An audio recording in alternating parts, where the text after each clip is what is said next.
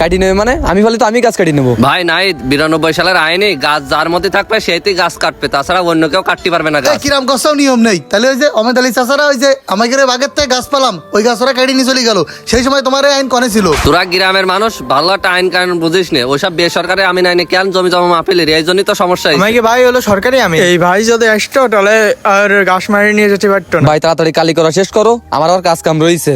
এই তো সবকিছু শেষ, এই দাগ আর এই ডে মিললি হয়ে যাচ্ছে, এই তো ফাইনাল দাগ দেওয়া শেষ, এবার একটা মাপলি হয়ে যাচ্ছে। তোরা তো দুই ভাই রয়েছে সেই জায়গায়, যেহেতু ম্যাপ বাউন্ডারি হিসেবে তোর বাড়িতে আসতেছে ওই রাস্তার ওই কোনায়, ওই পাশে যাই 83 ফুটের মাথায় যাই ভালো করে ধর। আমিন ভাই এই রাস্তার ভিতর দিয়ে সীমানা বজায় দিয়ে গেলে হয়? আমাকে জমির সীমানা তো আমরা সবসময় এইদিকে ধরতেছি, আর আবার রাস্তাতে বোঝাচ্ছেন কেন? ওরে পাগল, এটা তো রেকর্ডের রাস্তা না, এটা তো মালিকানার রাস্তা। 86 সালের ম্যাপ অনুযায়ী রাস্তা আসতেছে ওই কোনায়, আর ম্যাপ ছাড়া তো কোনো কিছু হয় না, এটা তো তুই ভালো করে জানিস। আচ্ছা তখন গরমে ভালো লাগতিস না, মাপেন যাওয়াই দেই কোনে যাই দাঁড়া। রাজু, তাহলে তুই ওই 86